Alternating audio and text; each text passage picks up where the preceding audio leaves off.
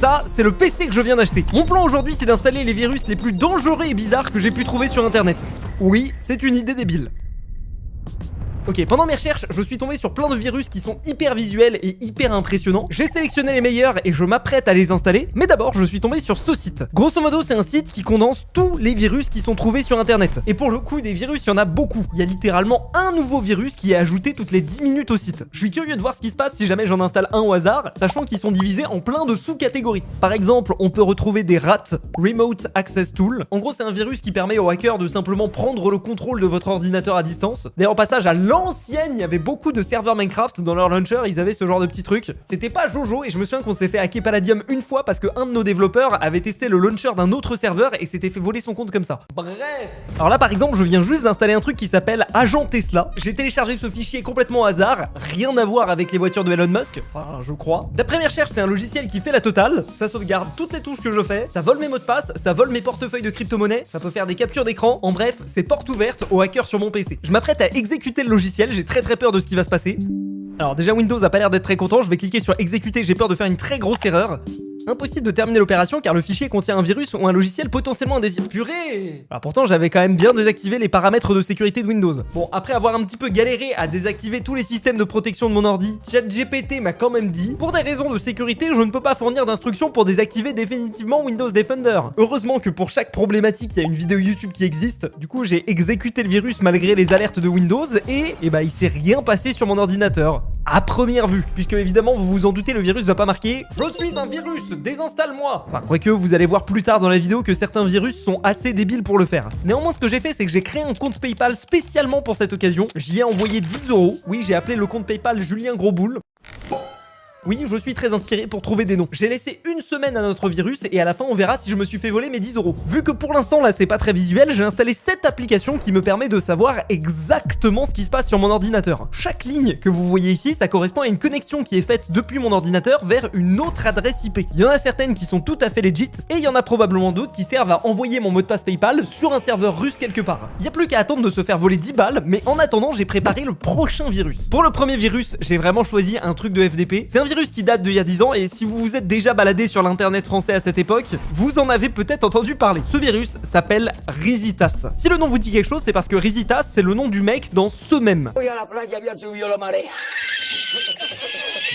À la base, ce virus, il a été inventé par le forum 1825 de jeuxvideo.com, qui est un forum qui a une réputation sulfureuse, dirons-nous. Ce virus était à la base renommé en streambooster.exe et était la plupart du temps envoyé à des streamers assez jeunes en leur disant « Ouais frérot, t'inquiète, j'ai un logiciel qui est capable de booster ton nombre de viewers en live. » La plupart du temps, les utilisateurs du forum arrivaient à plusieurs dans le chat, conseillaient tous aux streamers d'installer le logiciel et quand ils l'installaient, ça déglinguait leur PC en plein live de façon assez spectaculaire. Ça par exemple, dites-vous que c'est un pauvre streamer de 12 ans qui se retrouve à installer le fameux logiciel Twitch Booster, le virus, et le pauvre, regardez-moi comment est-ce qu'il est paniqué. Il a niqué mon PC. Il a niqué mon PC.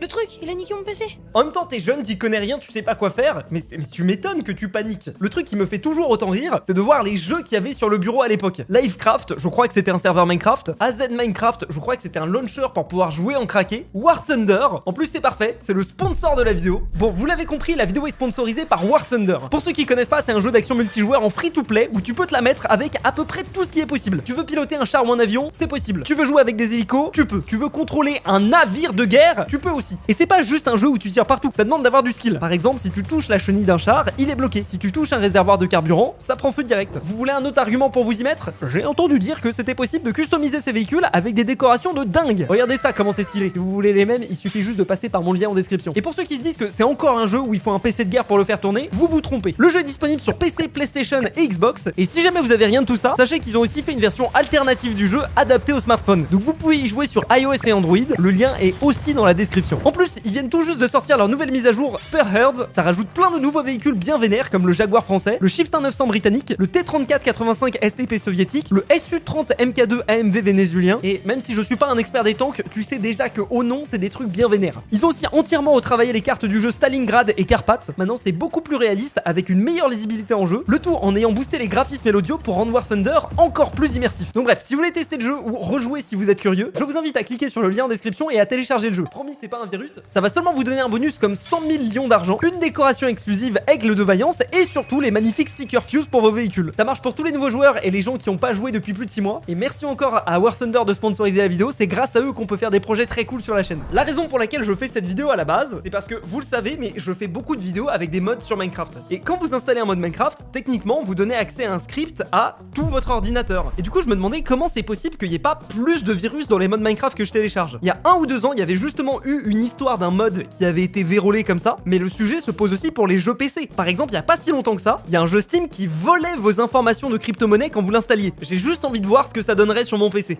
Après pas mal de galères, j'ai fini par trouver ce logiciel, Twitch Booster. Je vais l'exécuter pour voir ce qui se passe, mais je me suis rendu compte de quelque chose. En le téléchargeant, je me suis rendu compte qu'il contenait ce qui s'appelle un stealer. En gros, c'est un truc qui vient tout simplement vous voler tous vos mots de passe, vos tokens de connexion et tout le reste. Voilà, il y a carrément une très jolie liste, les informations Discord, les informations de votre navigateur. Ça prend même un screenshot de ce qui se passe sur votre ordinateur à un instant T. Et le plus fou là-dedans, c'est qu'ensuite toutes les informations sont envoyées sur un serveur Discord que j'ai rejoint avec un double compte, bien évidemment. Et dans le channel Discord, à chaque fois que quelqu'un se fait avoir, il y a un message qui est posté. Bon, le truc c'est qu'en témoigne le screenshot qui a été pris. En réalité, il y a que des gens qui ont lancé le virus sur des machines virtuelles. On va pas trop les plaindre. Si on remonte, c'est encore plus évident. Et si on remonte encore, il y a un mec à poil dans le channel. Je sais pas du tout ce qu'il fait. Bon bah du coup, c'est parti pour me faire détruire mon PC et me faire voler toutes mes informations. Bienvenue dans l'installateur de Twitch Booster pour OBS et XSplit. Souhaitez-vous procéder à l'installation? Bah oui, bien évidemment. Installation terminée, vous pouvez maintenant streamer sur Twitch sans aucun problème de connexion ou autre. Super. Franchement, ma connexion est boostée par Twitch Booster. Je suis trop content. Je vais aller faire ma vie, par exemple, en allant sur Fuse 3 et bien évidemment en ma... En fait, je crois que ça utilise le text-to-speech de Windows, sauf que vu que j'ai mon Windows en anglais, il galère à parler. Oh, la petite musique en fond. Oula. Dans 5 minutes, tu n'as plus de PC, fils de... Le 18-25, t'as bien baisé le cul. Ok, en vrai, t'es un streamer de 12 ans, tu vois ça sur ton ordinateur. Je pense que tu paniques et tu es dans un bad gigantesque. Sachant qu'en plus de ça, le virus détruit toutes les données qui se trouvent sur ton ordinateur. C'est diabolique, c'est horrible. Il faudrait peut-être que j'éteigne mon ordinateur parce que là, en background, il est petit à petit en train de tout supprimer dessus. Wesh, c'est quoi ça? Ah, ça a lancé une vidéo YouTube. Windows va s'éteindre dans 2 minutes. Bon... On éteint. Je suis aussi tombé sur la vidéo d'un mec qui faisait son stream tranquille et... Ah, vous êtes très marrant. Le problème, le 18-25, vous voyez, c'est que... Moi, j'ai pas eu ça, moi. Oh, putain, la vache, c'est quoi ce bordel? Oh purée, c'est... Putain, c'est quoi ce bordel? Je crois que j'ai pas eu la même version du virus que lui. Maintenant, le gars est passé de extrêmement confiant à extrêmement inquiet en un quart de seconde. Bon, tout ça, c'est cool, mais le prochain virus qu'on va tester, lui, il a pas été développé par une petite bande de trolls d'un forum de jeux vidéo. Le virus suivant s'appelle... No Escape. Son nom est un petit peu étrange, mais vous allez comprendre d'où ça vient. Il est juste ici. Je vais démarrer le logiciel. Évidemment, j'ai toujours une petite alerte de la part de Windows. Exécuter quand même, oui. Et la première chose que mon ordinateur fait, c'est qu'il redémarre. C'est une stratégie classique des virus et ça permet de gagner du temps. Et vous comprendrez pourquoi je dis ça un petit peu après. Une fois que l'ordinateur a redémarré, mon utilisateur Windows a été renommé en No Escape et il y a un mot de passe qui a été rajouté. Le mot de passe est incorrect, essayez à nouveau. Si je dis pas de bêtises, maintenant le mot de passe de ma session, ça devrait être Death, mort en anglais. Bienvenue. Et voilà ce qui se passe quand j'arrive sur le bureau. Là, dites-vous que le peu de fichiers que j'avais sur mon ordinateur a complètement été détruit et surtout mon bureau a été spammé de ce genre de fichiers extrêmement bizarres. Mais si jamais j'essaye d'en ouvrir un avec le bloc-notes, bon bah déjà ça marche pas parce que l'application bloc-notes a complètement été détruite. À vrai dire, plus aucune application ne fonctionne sur l'ordinateur. Mais après avoir galéré à ouvrir le fichier, dans son contenu il y a marqué: votre ordinateur m'appartient, vous ne pouvez pas se débarrasser de ce virus.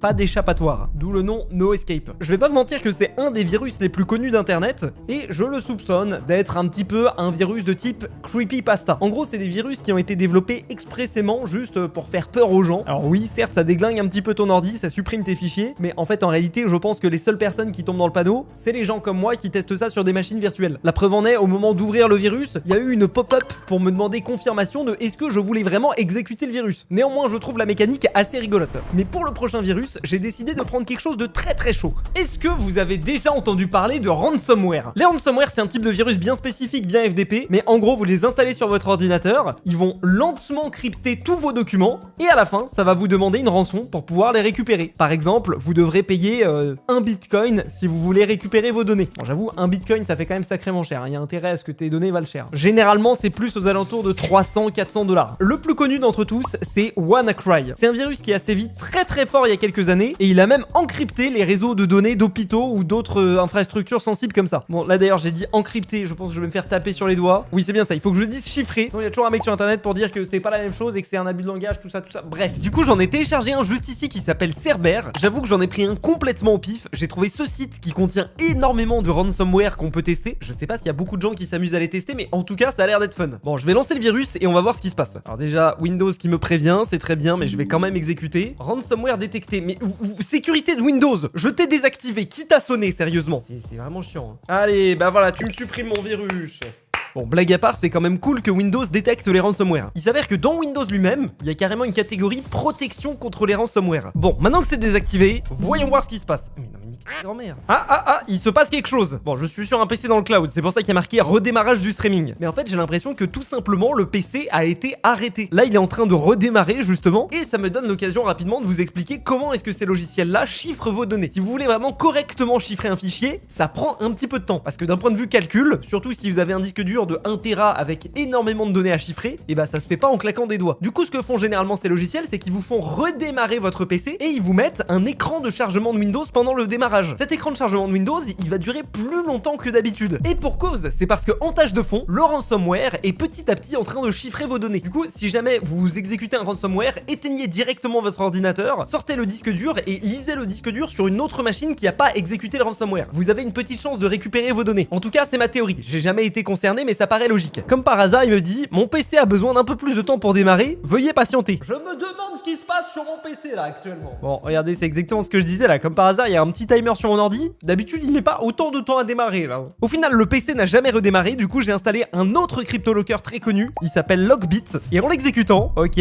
mon fond d'écran vient de changer. Tous vos fichiers importants ont été volés et encryptés. Vous devez trouver les informations dans oexx0readme.txt file et suivre les instructions. Ok, alors apparemment, mes données ont été récupérées. Et si je paye pas la rançon, elles seront directement publiées sur le dark web. Mais du coup, c'est parfait, j'ai pas besoin de payer pour récupérer mes données. Mais ils sont teubés les mecs qui ont fait ça. Alors normalement, ils donnent des liens, mais je pense que voilà, le site malheureusement n'existe plus parce que c'est quand même un vieux virus et que je crois que les mecs se sont fait arrêter entre-temps. Ce qui est rigolo, c'est qu'à la fin du message, ils te proposent de te recruter pour toi aussi infecter d'autres ordinateurs. Bon là, vous allez me dire ouais mais Fuse, du coup, ça coûte combien de décrypter ces fichiers? Je me suis renseigné et apparemment le prix de la rançon dépend de la tête du client. Par exemple, pour l'hôpital de Corbeil-Essonnes, la rançon était de 10 millions de $. Un hôpital, mais quelle bande de chiens. En plus, on n'a pas de thunes, c'est la crise en France. Qu'est-ce qu'ils espéraient là? L'hôpital n'a pas payé et visiblement les hackers ont commencé à diffuser les données de l'hôpital sur le dark web. Ah, ça déconne zéro. C'est badant. Bon, vous l'aurez vu, c'est peut-être pas une très bonne idée de télécharger et d'exécuter tous les fichiers que vous trouvez sur internet. Mais est-ce que le virus que j'ai téléchargé en début de vidéo m'a volé mon argent PayPal? Eh bah non. Mais il s'est quand même passé quelque chose de très intéressant. Ok les gens, j'étais parti manger et regardez ce que j'ai reçu il y a 40 minutes. C'est un code de double authentification de PayPal. Ce qui veut dire que quelqu'un a essayé d'accéder à mon compte PayPal. Donc première leçon, activez bien la double authentification. Et deuxième leçon, je comprends pas pourquoi le hacker a pas juste récupéré le token de connexion de mon compte PayPal. Quand vous arrivez sur un site et que vous êtes déjà connecté, c'est parce que votre navigateur stocke une petite information qui permet au site de vous reconnaître. On n'est pas sur le hacker le plus fin du siècle, mais du coup je récupère mes 10 €. Sur ce, si la vidéo vous a plu, vous connaissez la chanson, le pouce bleu, l'abonnement, le ransomware. Je vous rappelle que si vous voulez tester War Thunder, le lien est dans la description et en plus vous recevrez des bonus spéciaux et mes stickers personnalisés. C'est gratuit et ça soutient la chaîne. Salut tout le monde, c'était Fuse, à la prochaine, à plus.